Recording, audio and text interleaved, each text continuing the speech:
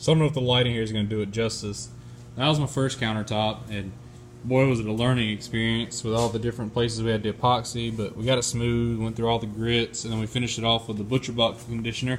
And this is the second one, and it actually turned out, I want to say, nicer. I mean, the colors really are really nice in this one.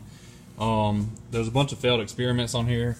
I tried to melt some copper in there, and it caught this whole side on table on fire. But you know, from a distance, it's kind of hard to tell.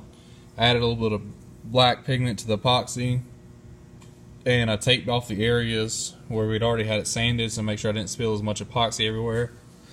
And this hole right here, I was wanting to do the copper thing, but it didn't work, and I put some vermiculite in there to kind of have something to help it not burn.